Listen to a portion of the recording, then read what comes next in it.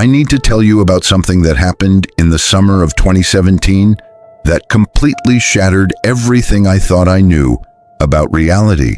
My name is Jordan Hayes, and I'm a wilderness survival instructor and search and rescue coordinator for the Gifford-Pinchot National Forest in Washington State. I've spent the last 19 years of my life in these mountains, and I thought I'd seen everything these woods had to offer. I was wrong. The call came in on July 14th, 2017, around 6:30 in the morning. I was drinking coffee on my porch, watching the mist rise off the valley below my cabin when my radio crackled to life. It was dispatch telling me that two experienced hikers had just stumbled out of the forest near the Mount Adams Wilderness area, claiming they'd seen something impossible, something that would require my immediate attention.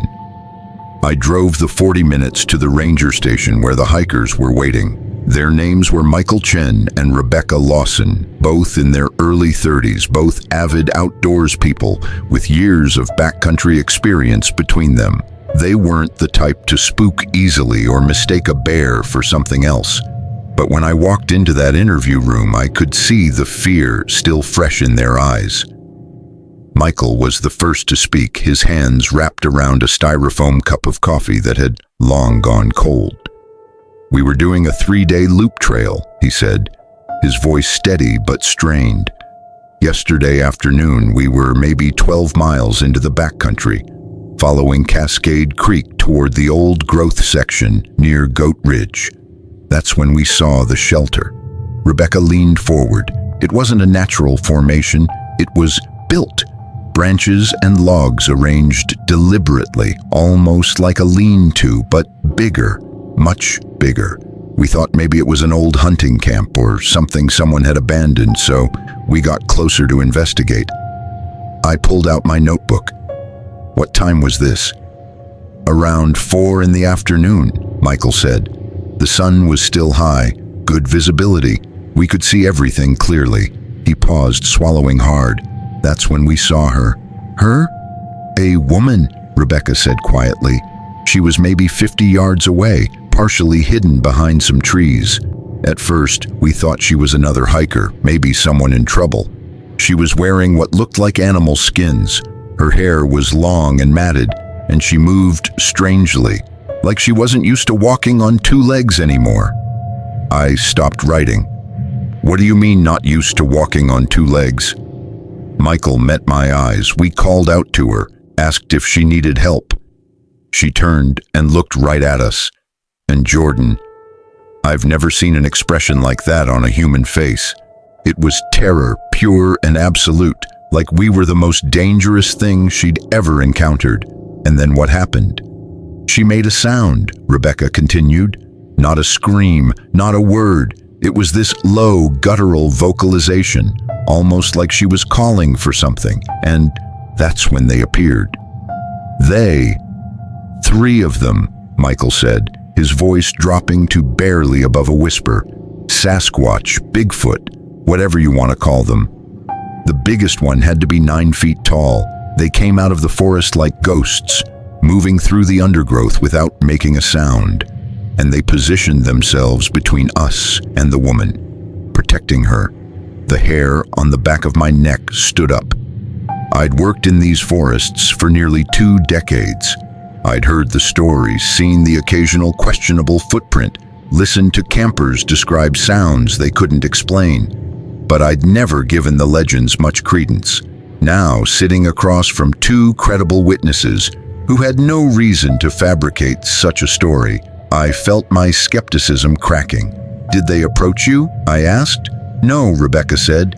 "They just stood there, watching us. The woman moved behind them, and we could hear her making more sounds.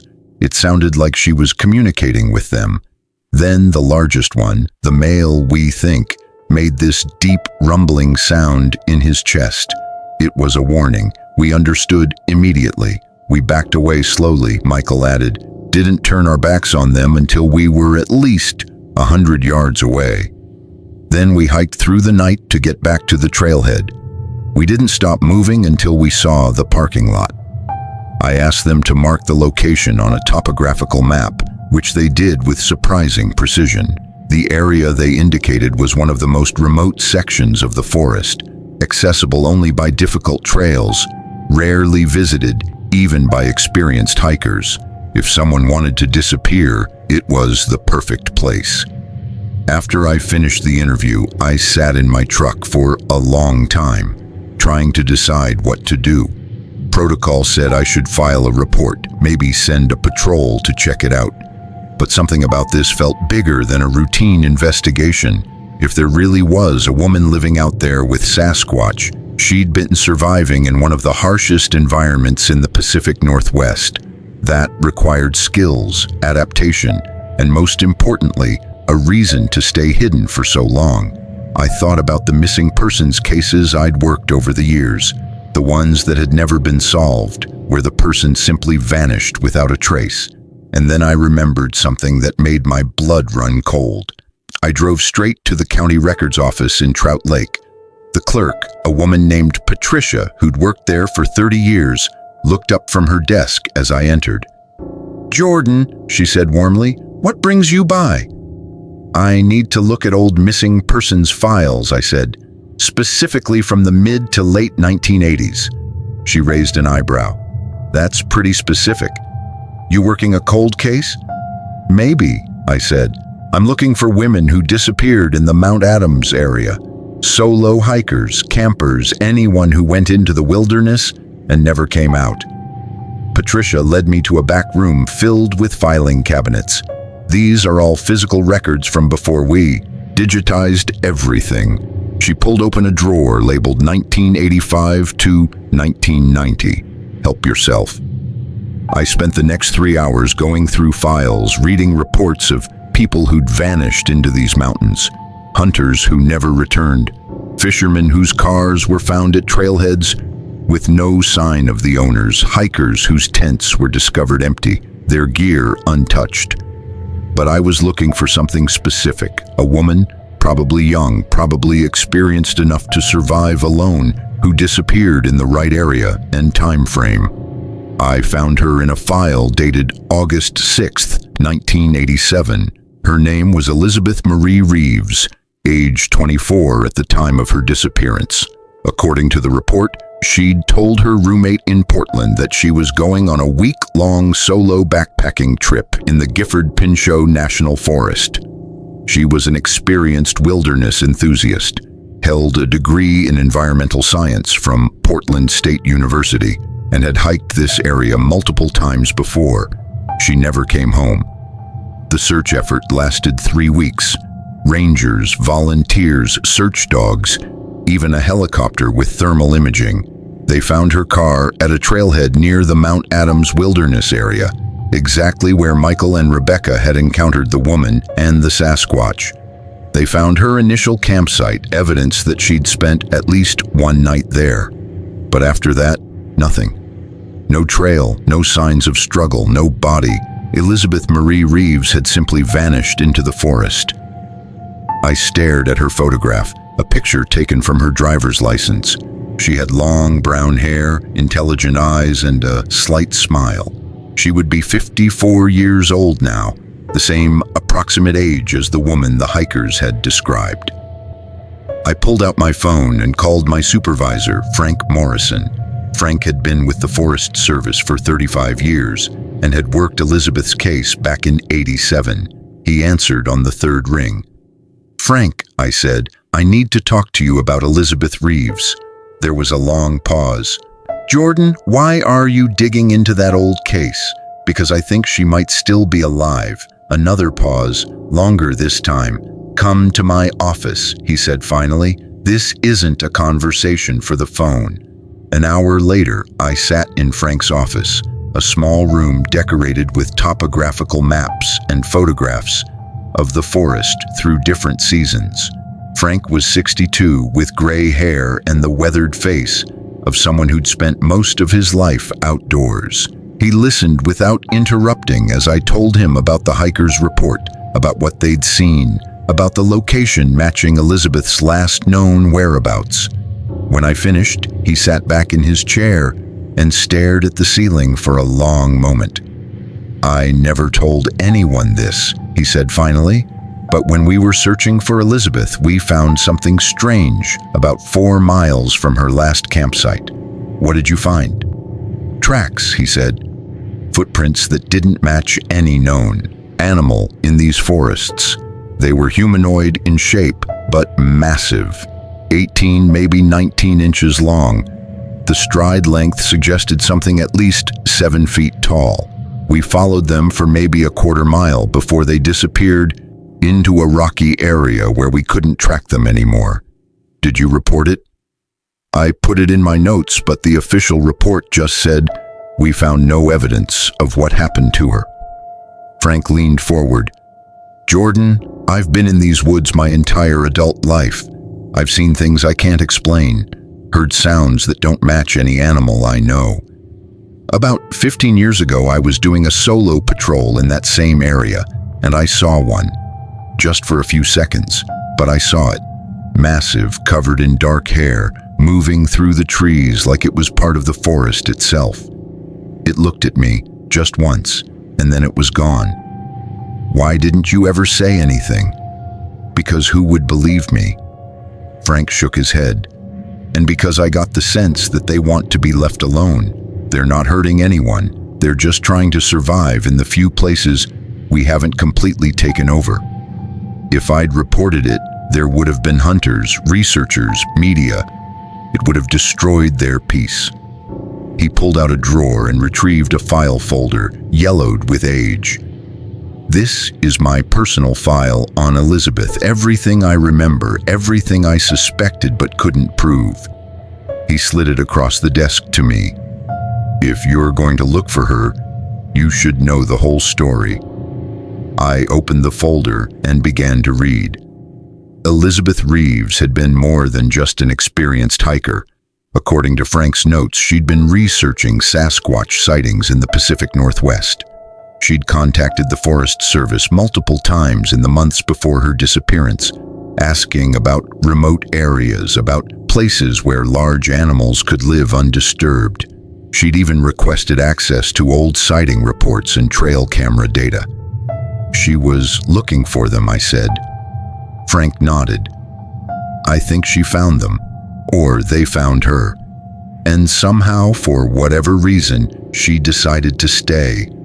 I looked at the photograph of Elizabeth again, trying to imagine what could make someone choose to abandon their entire life, their family, her friends, everything she knew. What could be compelling enough to make that sacrifice? "I need to go out there," I said.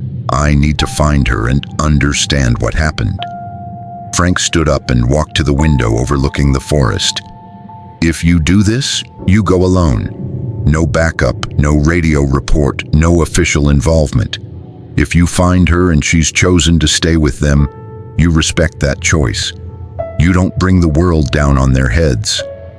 "I understand. And Jordan," he turned to face me, "if the Sasquatch view you as a threat, they could kill you without breaking a sweat. These aren't gentle forest spirits. They're powerful, intelligent creatures protecting their family. You'll be entering their territory. Act accordingly." I spent the next 2 days preparing. I studied the topographical maps, planned my route, and packed only essential gear: lightweight tent, sleeping bag, water filtration system, high-calorie food that wouldn't require cooking, my compass, GPS device, first aid kit, and a camera, though I suspected any photographs I managed to take would never be shared with anyone outside Frank's office. I told my girlfriend, Andrea, that I was doing a routine backcountry patrol and would be gone for about a week. She knew I sometimes took solo trips into remote areas, so she didn't question it. I hated lying to her, but Frank was right. This had to stay quiet. On July the 17th, I drove to the same trailhead where Elizabeth had parked her car 30 years earlier. The area looked exactly as it had in the photographs from her case file. The same weathered sign marking the trail, the same view of Mount Adams in the distance, its peak still holding snow even in mid-July. I shouldered my pack and started hiking. The trail was well maintained for the first few miles, winding through old-growth Douglas fir and western hemlock. The forest floor was carpeted with ferns and moss, and the air smelled of pine and damp earth. It was beautiful and peaceful, and it was hard to imagine anything sinister happening here. But as I hiked deeper into the wilderness, the trail became less defined. Fewer people came this far. The forest grew darker, the trees more massive and ancient. I passed the site where Elizabeth's camp had been found, marked now only in my memory and on my map. There was nothing there anymore. 30 years of growth and change had erased any trace of her presence. I kept walking, using Michael and Rebecca's description to guide me toward Cascade Creek and the area where they'd seen the shelter. The terrain grew more challenging, steep inclines and rocky sections that required careful navigation. I crossed several streams, the water ice cold and crystal clear from mountain snowmelt. As the sun began to set on my first day, I made camp in a small clearing near the creek. I set up my tent, filtered water, and ate a cold meal of trail mix and energy bars. I didn't want to make a fire, didn't want to announce my presence more than necessary. As darkness fell, the forest came alive with sounds. Owls calling, small animals moving through the underbrush, the constant murmur of the creek. But there was something else too, a sense of being watched. I'd felt it before in remote areas, that primal awareness that you're not alone. But this was different, more intense. I lay in my tent, listening, my hand resting on the can of bear spray I kept beside me. Not that bear spray would do much good against a 9-foot Sasquatch, but it was better than nothing. Around midnight, I heard it, a long, low call that echoed through the valley. It wasn't an owl or a cougar or any animal I recognized. It was deep, resonant, almost musical, and it was close. I held my breath, every muscle in my body tense. The call came again, from a different direction this time. Then another answered further away. They were communicating, I realized, signaling to each other across the darkness. I didn't sleep that night. I just lay there, listening to the forest and wondering if I'd made a terrible mistake coming here alone. But as the first light of dawn filtered through the trees, I felt my resolve strengthen. Elizabeth Reeves had been out here for 30 years. If she was still alive, if she'd somehow built a life in this impossible place, I needed to know her story. The world needed to know that sometimes people don't vanish into nothing. Sometimes they choose a different path, one that leads away from everything we understand about civilization and humanity. I packed up my camp and continued deeper into the wilderness, following Cascade Creek upstream toward Goat Ridge. According to Michael and Rebecca's description, the shelter they'd seen was somewhere in this area, hidden among the massive old-growth trees. As I hiked, I began to notice things. Broken branches at unusual heights, far above what a bear or deer could reach. Faint impressions in the soft earth near the creek, too large and oddly shaped to be from any animal I knew. I was getting closer. Around midday, I stopped to rest on a fallen log and eat some jerky. That's when I smelled it. Wood smoke. Someone or something had a fire nearby. I followed the scent, moving slowly and quietly, using the tracking skills I'd developed over years in these forests. The smoke led me through a dense section of undergrowth to a small rise overlooking a hidden valley. And there, nestled among ancient cedars and hemlock, I saw it. The shelter, exactly as the hikers had described it. But it was more than just a crude lean-to. It was a structure carefully constructed, with interwoven branches, bark, and moss. It was camouflaged perfectly, almost invisible unless you knew exactly where to look. Smoke rose from a small fire in front of the shelter, and standing beside that fire, stirring something in what looked like a hollowed-out section of bark, was a woman. Even from a distance, I could see she'd adapted to this life in ways that seemed impossible. Her hair was long and gray, woven with strips of bark and feathers. She wore clothing made from animal hides, stitched together with what might have been plant fibers or sinew. Her movements were fluid and confident, the movements of someone completely at home in this environment. I was about to call out to her when I heard the sound behind me, a low, rumbling growl that vibrated through my chest. I turned slowly and found myself staring at the massive chest of a Sasquatch. It stood at least 8.5 feet tall, covered in dark brown hair that looked surprisingly well groomed. Its face was simultaneously ape-like and eerily human, with intelligent brown eyes that studied me with unmistakable calculation. I froze, remembering Frank's warning. Every instinct screamed at me to run, but I knew that would be the worst possible response. The Sasquatch made a sound, a series of low grunts and clicks. It wasn't threatening, exactly. It was more like a question. From the shelter, I heard the woman's voice, the first human words I'd heard her speak. "It's okay," she called out. "He's just curious. Don't run and don't show aggression." Her voice was rough from decades of disuse, but unmistakably human, unmistakably American. I kept my eyes on the Sasquatch, but called back. "My name is Jordan Hayes. I'm a search and rescue coordinator. I'm not here to hurt anyone." "I know who you are," the woman said, and I could hear her moving closer. "You work for the Forest Service. You've been looking for me. Elizabeth Reeves?" A long pause. I haven't heard that name in 30 years. The Sasquatch stepped aside, allowing me to see Elizabeth clearly for the first time. She was in her mid-50s but looked older, her face weathered by decades of outdoor living.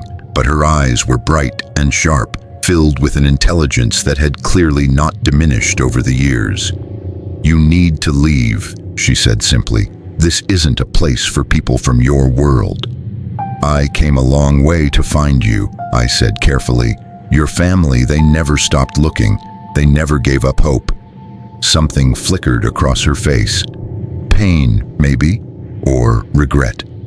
"My family," she said softly. "They think I'm dead, don't they? They don't know what to think. You vanished without a trace 30 years ago." Elizabeth looked at the Sasquatch beside me, and some unspoken communication passed between them. Then she turned back to me. "If I tell you what happened, will you leave and never come back? Will you let me stay dead to them?" I thought about Frank's instructions, about respecting her choice if she'd chosen to stay. "I'll listen," I said, "and then we'll talk about what comes next." Elizabeth nodded slowly. "Come to the fire. You can meet my family, and I'll tell you how a woman from Portland ended up living with the most impossible creatures on Earth." As I followed her toward the shelter, the Sasquatch walking beside me like a silent guardian, I realized my search had just begun. The next answers I would hear would challenge everything I thought I knew about human nature, about survival, and about the choices we make when faced with the impossible. The fire crackled softly as I sat cross-legged on the ground, my backpack beside me. Elizabeth settled across from me, and the massive Sasquatch that had confronted me positioned himself slightly behind her, protective but not threatening. Up close, I could see details I'd missed from a distance. The creature's hands were enormous, easily twice the size of mine, with thick fingers and what looked like carefully trimmed nails. Not claws, nails. The face, while definitely not human, held an expression of unmistakable intelligence and what I could only describe as curiosity. Two more Sasquatch emerged from the forest. One was slightly smaller, maybe 7.5 feet tall, with reddish-brown fur. The other was smaller still, perhaps 6 feet, moving with the awkward grace of an adolescent. Elizabeth made a series of sounds, low hoots and grunts, that sounded nothing like human speech, but the Sasquatch responded immediately, settling near the fire but keeping their distance from me. "This is my family," Elizabeth said, and there was unmistakable pride in her voice. The large one is Tal. That's not his real name, of course. Their language doesn't translate well into human sounds, but it's what I call him. He's my mate. I felt my eyebrows rise involuntarily. Your mate? For 28 years now, she said calmly. The reddish one is Cree, his sister, and the young one is our daughter. Her name is Senna. She was born in the winter of 2004. She's 13 years old now. I stared at the adolescent Sasquatch, trying to process what Elizabeth had just told me. You're saying you had a child with a Sasquatch? I'm saying I had a child with Tal, Elizabeth corrected gently. Yes, it shouldn't be biologically possible. Yes, it defies everything we understand about genetics and species barriers. But she's here, Jordan. She exists. And she's the most important thing that's ever happened to me. Senna was watching me with eyes that were unmistakably a blend of human and Sasquatch features, lighter in color than her father's, more almond-shaped, but with a depth of awareness that was startling. She made a soft, questioning sound toward her mother. Elizabeth responded in that same strange language of grunts and hoots, then turned back to me. She wants to know if you're dangerous. I told her you're not, that you're just curious. But she's young. She's never met another human besides me. How is any of this possible? I asked, my scientific mind struggling against the evidence sitting right in front of me. Elizabeth poked at the fire with a stick, sending sparks drifting into the darkening sky. I've had 30 years to think about that question. The only explanation I can come up with is that Sasquatch and humans are more closely related than we ever imagined. Not just distant cousins on the evolutionary tree, but close enough that, under the right circumstances, we can produce offspring. But the scientific community has never found evidence of that, I said. No DNA samples, no proof that Sasquatch even exist, let alone that they're related to humans.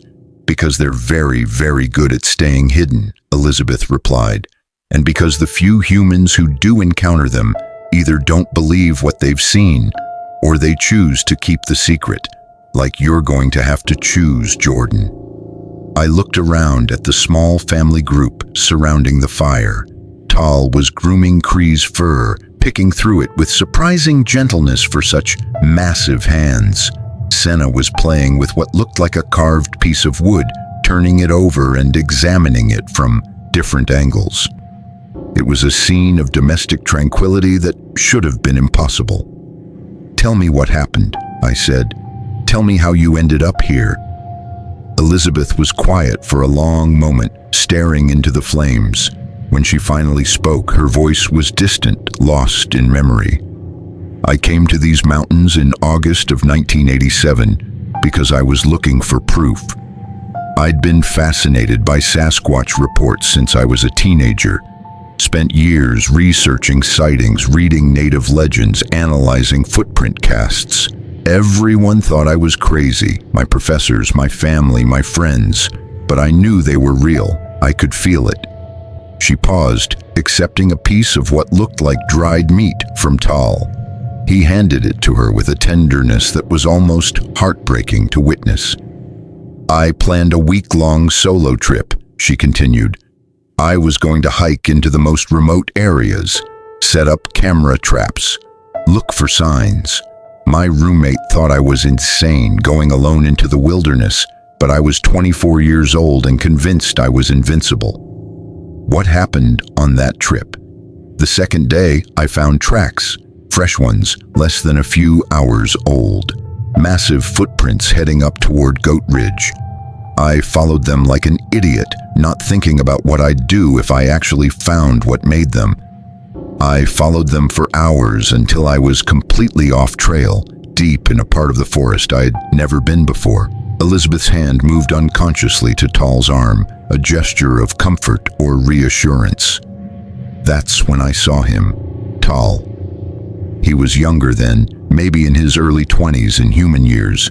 He was drinking from the creek, and I was so focused on getting a photograph that I didn't watch where I was stepping. I tripped over a root and fell hard, twisted my ankle badly. The sound startled him and he turned and saw me. What did he do? Nothing at first. We just stared at each other. I was terrified and in pain and convinced I was about to die.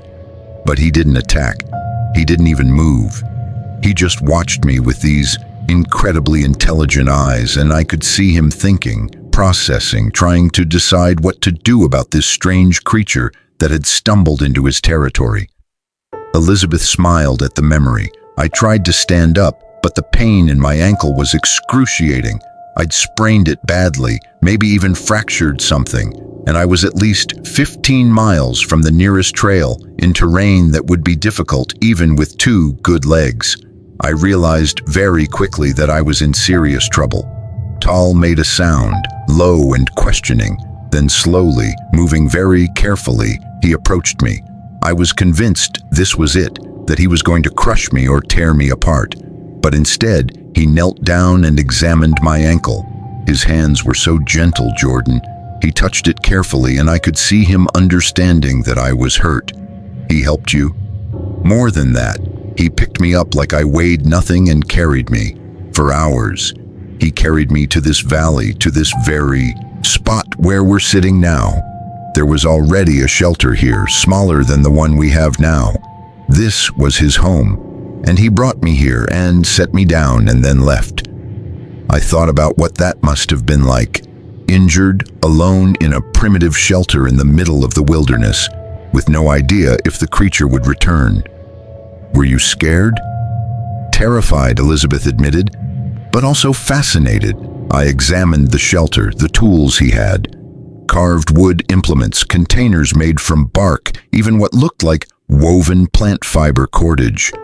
This wasn't just an animal making a den. This was an intelligent being with a culture, with crafts, with knowledge passed down through generations. Tal came back at sunset. He brought food, berries, nuts, some kind of root vegetable I didn't recognize. And he brought moss and plants that I later realized had medicinal properties. He made a paste and applied it to my ankle. The pain eased almost immediately.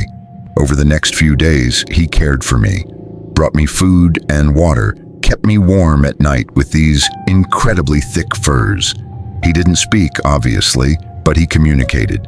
Through gestures, through sounds, through actions. I started picking up on patterns in his vocalizations. Certain sounds meant danger, others meant food or water. It was language just not one humans had ever heard before. How long before you could walk again? About 2 weeks. By then, I'd made a decision. I could try to hike back to civilization, report what I'd found, bring scientists and media and the whole world crashing down on this place. Or I could stay and learn. Really learn about these beings that no one believed existed. You chose to stay. Elizabeth nodded. I told myself it would just be for a little while, just long enough to document their behavior, to understand their social structure. But days turned into weeks and weeks turned into months. I learned their language, or at least enough of it to communicate basic needs and ideas. I learned how to identify edible plants, how to track game, how to survive in this environment without any modern equipment. And Tal, he accepted you being here? More than accepted. Over those first few months, something developed between us. It started as curiosity on both sides. He'd never encountered a human who wasn't afraid or aggressive. I'd never met a Sasquatch who was gentle and patient and willing to teach. But it became more than that. We became friends. Then more than friends. Elizabeth looked at Tal, and the expression on her face was unmistakable. Love, pure and simple. I know how insane this sounds. Believe me, I questioned my own sanity for years. But somewhere in that first year, I fell in love with him, and somehow, impossibly, he felt the same way about me. Cree made a sound, and Elizabeth laughed. She's saying I should tell you about the first winter. That's when I really had to decide if I could survive this life permanently. The winter of 87 to 88 was brutal, Elizabeth continued. Snow piled up 10 feet deep in some places. Temperatures dropped to 10 below zero. We moved to a cave system about 3 miles from here, a network of natural caverns where Tal's family had sheltered for generations. That's where I met Cree and the others. How many others? There were 12 of them then, Tal's family group. His mother and father, 2 uncles, several cousins. Cree was just a juvenile then, maybe 7 or 8 years old. They were wary of me at first. Some wanted me gone, saw me as a danger to the group. But Tal's father was the clan leader, and he made the decision to let me stay, to see if I could prove myself valuable to the family. How did you prove yourself? I taught them things, Elizabeth said. Human knowledge that could help them survive. I showed them how to make fish traps from woven plant fiber, how to create better cordage using techniques I'd learned in my outdoor skills classes. I even taught them some basic first aid. When one of Tal's cousins got a deep cut on his hand, I cleaned it and bandaged it, and it healed without infection. After that, they started to accept me. She paused, her expression growing somber. But the real test came in the spring. We were out foraging and we encountered a group of hunters. 3 men with high-powered rifles illegally hunting in this protected area. They saw us, saw the Sasquatch, and they started shooting. My God, what happened? Tal's father was hit. The bullet caught him in the shoulder. We ran, scattered into the forest. I stayed with Tal and his father, helped them reach safety. And then I did the only thing I could think of. I went back. You went back to the hunters? Elizabeth nodded. I walked out of the forest, hands up, covered in dirt and wearing animal skins. I told them I was a hiker who'd been lost in the woods for months. I was disoriented and scared. I claimed I'd been seeing things, hallucinating from malnutrition. I described the Sasquatch they'd seen and then laughed it off. Said it was obviously just bears, but my mind had been playing tricks on me. They believed you. They wanted to believe me. The alternative was admitting they'd been shooting at something they couldn't explain. I convinced them to take me back to town, that I needed medical attention. They drove me to the ranger station and I gave a statement about getting lost, surviving in the wilderness, finally finding my way back. So you returned to civilization?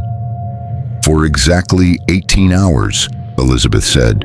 Long enough to be checked by a doctor, long enough to be questioned by rangers and police, long enough to realize that I didn't belong in that world anymore. That night, I walked out of the hospital where they were keeping me for observation. I hiked back into the forest, and I never left again. Tal had been watching this entire conversation with patient intelligence. Now he made a series of sounds, gesturing toward me and then toward the forest beyond. Elizabeth interpreted. He wants to know what you're going to do now. Are you going to tell people about us? Bring others here? I thought about Frank's instructions, about the promise I'd made to respect Elizabeth's choice if she'd chosen to stay. I thought about Senna, the impossible child who represented a bridge between 2 species, and I thought about what would happen if the world knew the truth. The media circus, the scientific expeditions, the hunters and the curious, and the people who would see these beings as threats or trophies or research subjects. I'm not going to tell anyone, I said finally. Your secret is safe with me. Elizabeth studied my face, searching for deception. Why? Why would you keep this quiet? Because some things are too important to expose, I replied. Because I can see that you're happy here, that you've built a life, a family, and because Tal's father was right to be afraid of humans with guns. If people knew Sasquatch existed, if they knew about Senna, it would destroy everything you've built here. Elizabeth's eyes filled with tears. Thank you. You have no idea what that means to me. But I need something from you, I continued. Your family, your parents, your sister. They've spent 30 years not knowing what happened to you. They deserve some kind of closure. Elizabeth wiped her eyes. What are you suggesting? Let me tell them I found evidence that you died in the wilderness, that it was quick and painless. Let them mourn you properly and move on with their lives. She considered this for a long moment, then nodded slowly. Okay, but Jordan, you have to understand something. I didn't abandon my family because I stopped loving them. I stayed here because I found something more important than my old life. I found a place where I belong, a family that accepts me completely, a daughter who is the most incredible being I've ever known. I understand, I said, and I'll make sure they know that you didn't suffer, that wherever you are, you're at peace. As the sun set behind the mountains, casting long shadows through the ancient trees, I sat with Elizabeth and her impossible family, listening to her stories and watching the way Tal and Senna interacted with her. The gentleness, the obvious affection, the sense of belonging that radiated from every gesture and glance. I thought about the world I'd be returning to, the world of roads and buildings and electricity and technology, and I understood, perhaps for the first time, why someone might choose to leave all of that behind. In this hidden valley, Elizabeth had found something that most people spend their entire lives searching for. She'd found her place in the world. She'd found home. I spent 3 more days in that hidden valley with Elizabeth and her family. 3 days that fundamentally changed my understanding of what it means to be human, what it means to be alive, and what sacrifices we're willing to make for the things we love. On the second morning, Elizabeth took me on what she called her daily rounds. We walked through the forest together and she showed me how she'd adapted to this life. She pointed out edible plants I'd never noticed despite my years of wilderness training. Devil's Club shoots that could be peeled and eaten raw. Glacier lily roots that tasted sweet when roasted. A particular fungus that grew on hemlock trees that had incredible antibiotic properties. The Sasquatch have been living in these forests for thousands of years, she explained as we walked.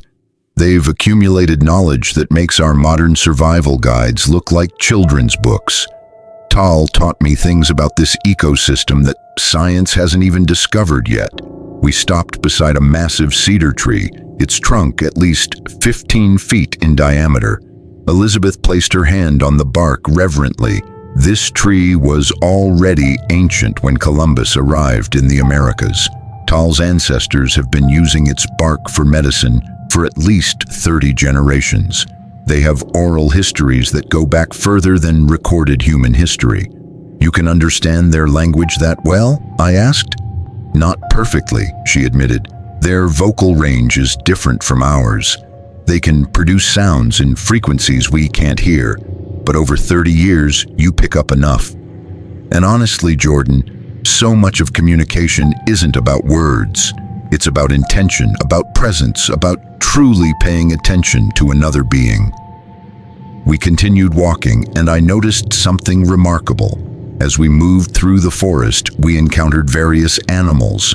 A black-tailed deer that barely glanced at us before returning to its grazing. A family of ravens that called out but didn't flee.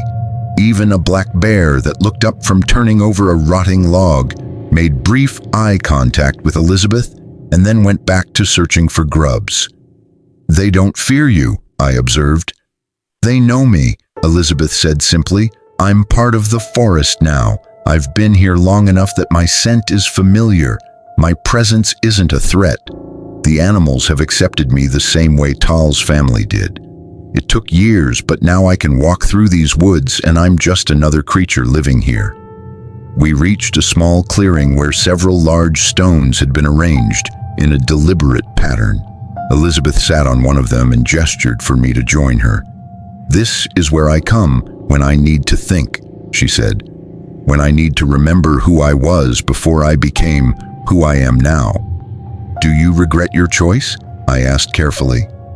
She was quiet for a long time, staring out at the mountains visible through a gap in the trees. Some days, yes. I think about my mom and dad. Wonder if they're still alive. They'd be in their 80s now if they are. I think about my sister Jessica. She was getting married that fall, the fall I disappeared. I missed her wedding, missed everything that came after. I'll never meet her children, my nieces or nephews. Her voice cracked slightly. I think about hot showers and coffee and music and all the small comforts of the modern world. I think about the career I could have had, the research I could have done.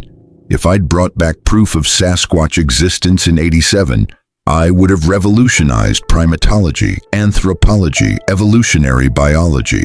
But then I think about Senna. I think about watching her take her first steps, hearing her first attempts at vocalizing, teaching her about both worlds, human and Sasquatch. I think about lying next to Tal on cold winter nights, feeling safer and more loved than I ever did in civilization.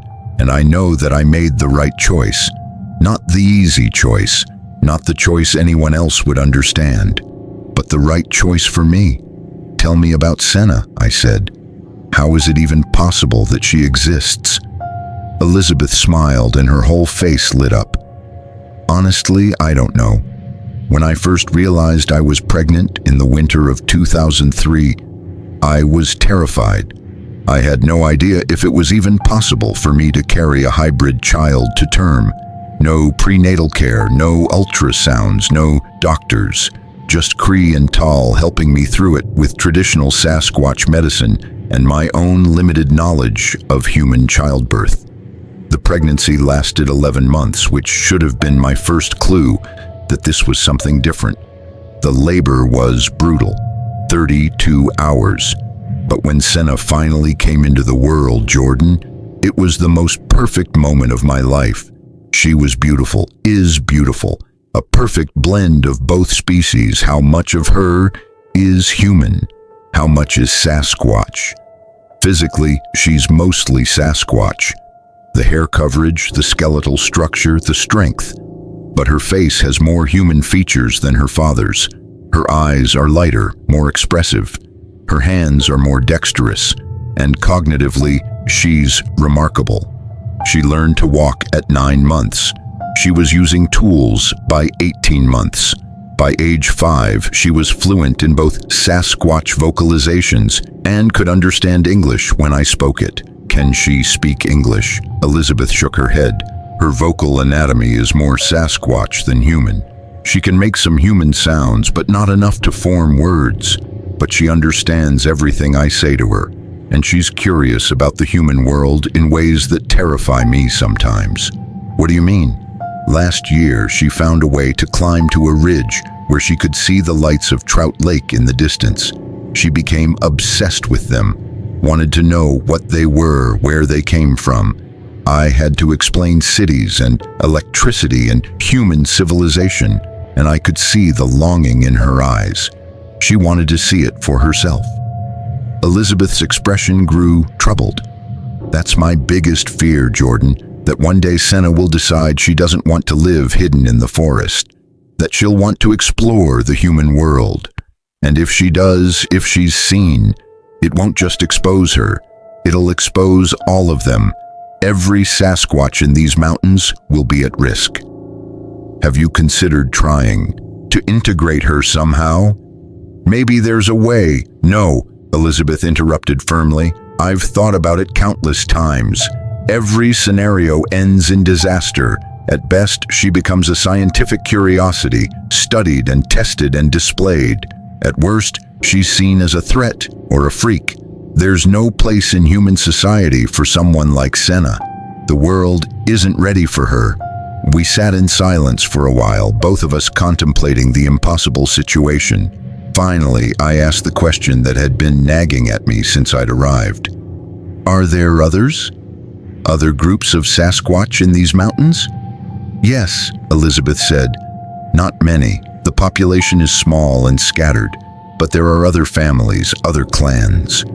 Tal has cousins who live about 40 miles north of here. His uncle leads a group near Mount Rainier. In total, I'd estimate there are maybe 60 to 80 Sasquatch left in the entire Pacific Northwest. That's all? Such a small number? They're critically endangered, Jordan. They just don't know it because they don't have scientists studying them, declaring them at risk. Habitat loss is the biggest threat. Every year, more of their traditional territories get developed or logged or turned into ski resorts. They're being pushed into smaller and smaller pockets of wilderness. She stood up, pacing now. And then there's the genetic bottleneck.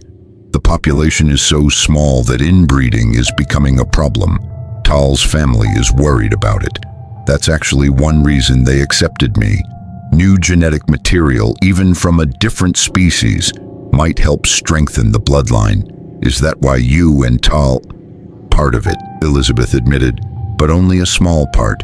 Mostly we fell in love because we're compatible in ways that shouldn't be possible. He challenges me intellectually. He makes me laugh in his own way. He's protective without being controlling. He's gentle and patient, and he looks at me like I'm the most precious thing in his world. She smiled self-consciously. I know it sounds insane. A woman falling in love with a Sasquatch. But spend enough time with them and you realize they're not so different from us. They have personalities, preferences, fears, dreams. They create art. They tell stories. They mourn their dead and celebrate their children and try to make sense of a world that's changing too fast around them. That evening, back at the shelter, I watched Tal interact with Senna. He was teaching her something, demonstrating how to weave plant fibers into cordage. His massive fingers moved with surprising delicacy, and Senna watched intently, mimicking his movements with her smaller hands. When she got it right, he made a sound of approval and gently touched her head. Pride, pure parental pride in his daughter's achievement. Cree approached me cautiously. She'd been keeping her distance for the most part, wary of this strange human who'd invaded their home. But now she sat down beside me and made a questioning sound. She wants to know about the outside world, Elizabeth translated. She's never seen it, never encountered another human besides me.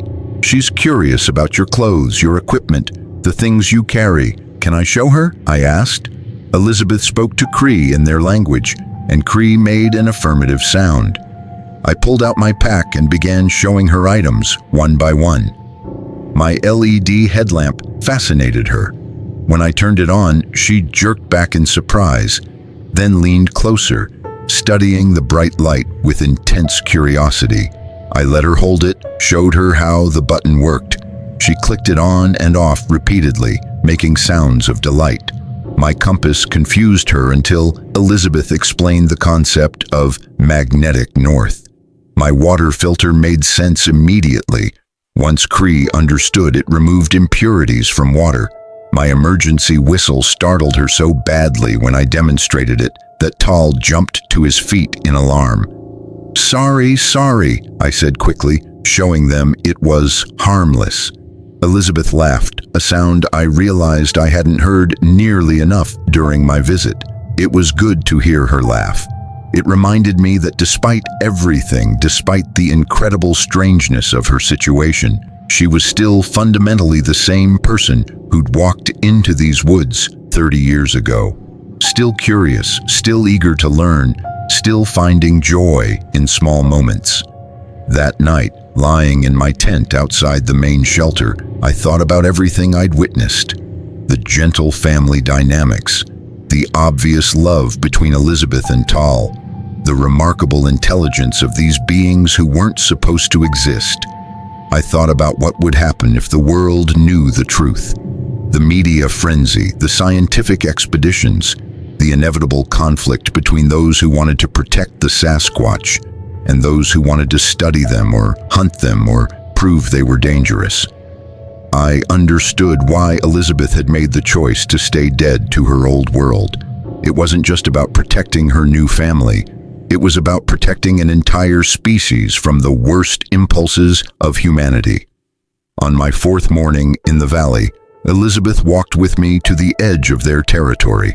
It was time for me to leave, to return to civilization and figure out how to keep the promise I'd made. Tal and Senna came with us, though Cree stayed behind to tend the fire. As we reached the boundary, marked by a distinctive arrangement of stones that served as a warning to other Sasquatch clans, Elizabeth handed me something. It was a small leather pouch sewn with plant fiber thread. "Inside this are some of my belongings from when I first came here," she said. "My driver's license, a photo of my family, a necklace my mother gave me for my 21st birthday. Take them. Use them to give my family closure." I took the pouch carefully. "Elizabeth, are you sure about this? Once I do this, there's no going back. You'll be officially dead." "I've been dead to them for 30 years already," she replied. "This just makes it official. Tell them I died doing what I loved, exploring the wilderness, and tell them I wasn't alone at the end. That's important. Tell them I had friends with me who cared for me."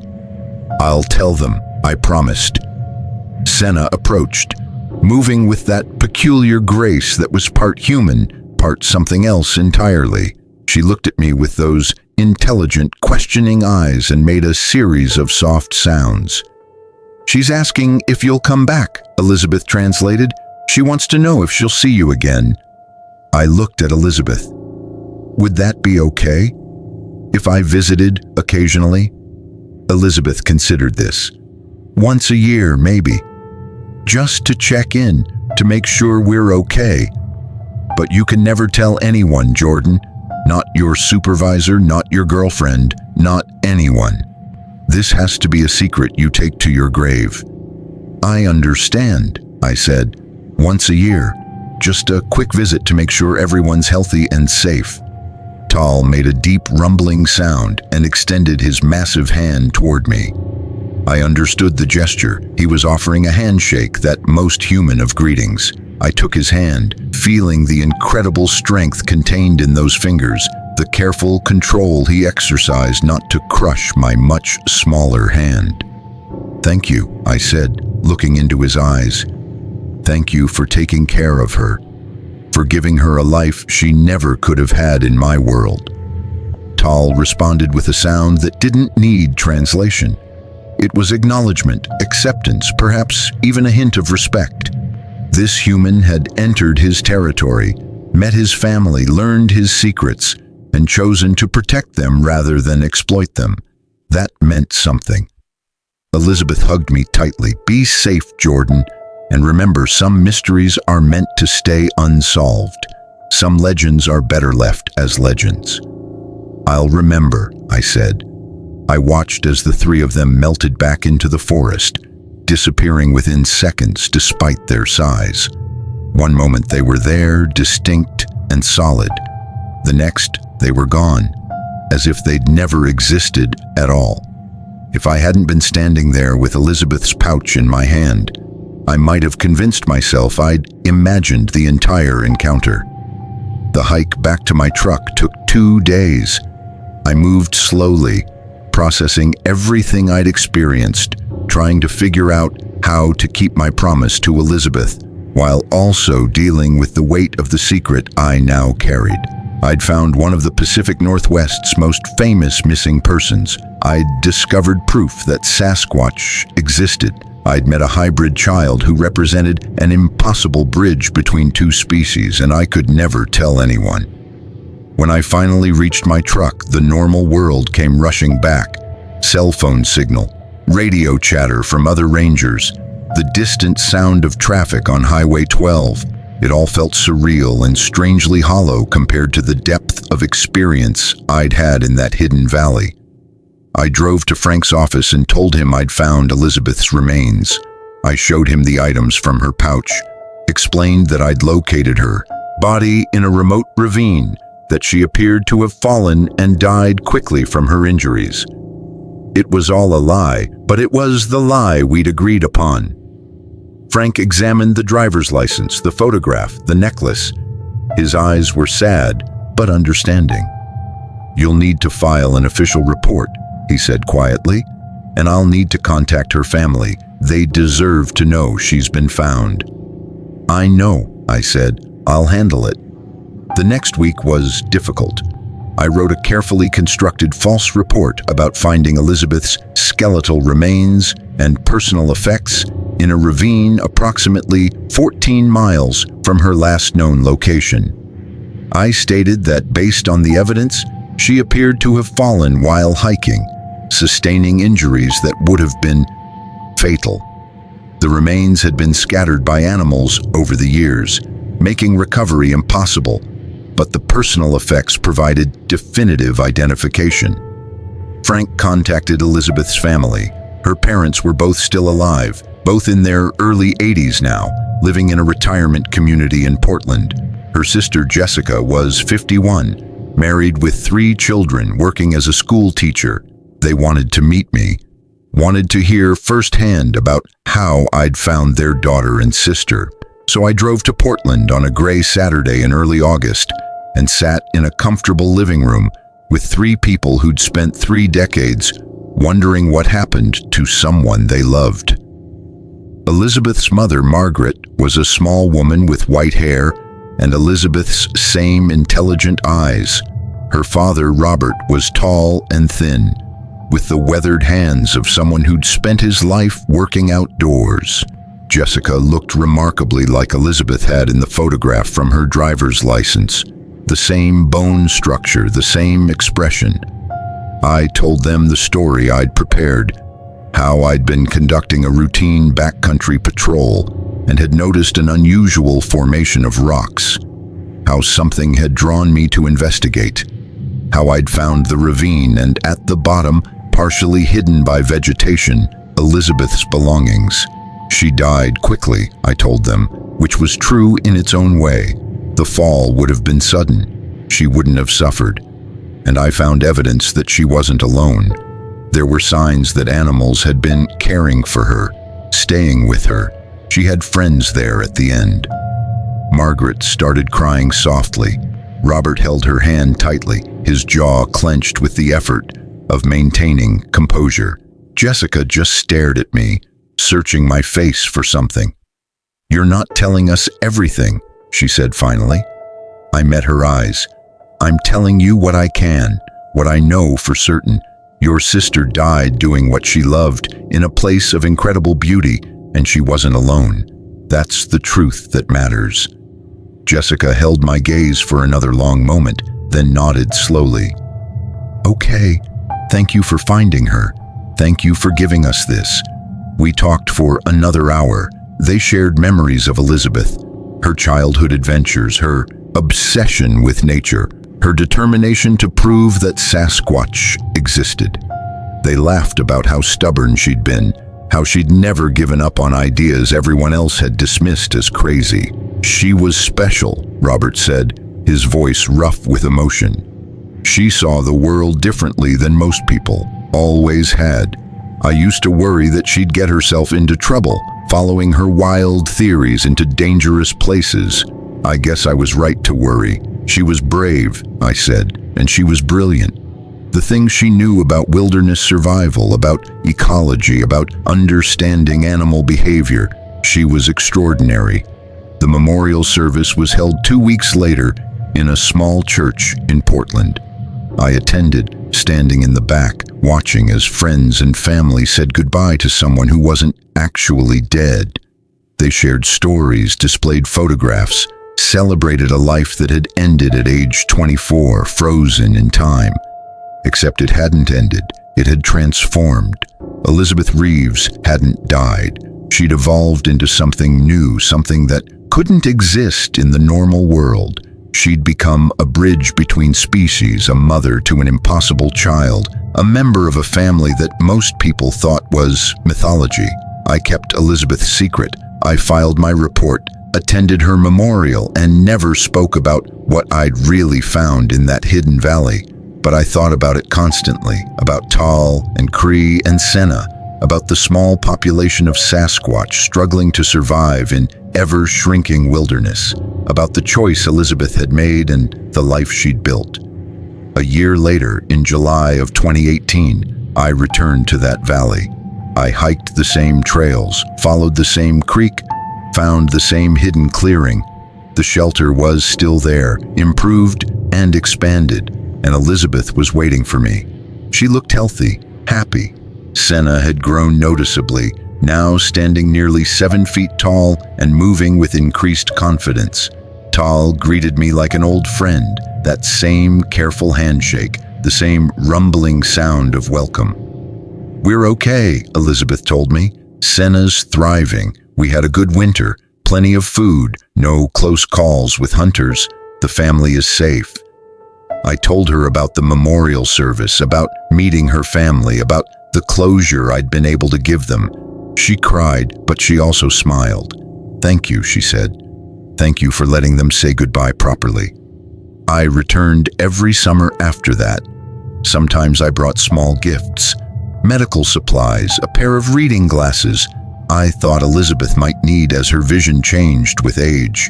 Books that I knew she'd treasure even if she had to hide them away, where they wouldn't be damaged by the elements. Each visit, I documented changes. I watched Senna grow into a remarkable young adult, developing her own personality, her own interests. I watched Tal and Elizabeth's relationship deepen and evolve. I watched the family adapt to changing seasons and shifting challenges. But I also saw the pressures mounting. Each year, I noticed signs of human encroachment creeping closer to their territory. New logging roads being cut into previously untouched forest. More hikers venturing into remote areas with GPS devices and satellite communicators. The buffer zone that had protected the Sasquatch for generations was shrinking. In 2022, during my annual visit, Elizabeth pulled me aside for a serious conversation. "We need to talk about the future," she said, "about what happens when I'm gone." "You're not going anywhere," I protested.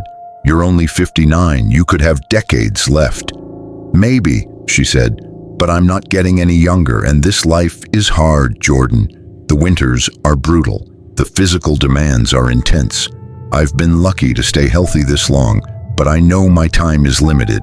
And when I die, Senna will be alone in ways she's never been before." "What do you mean?"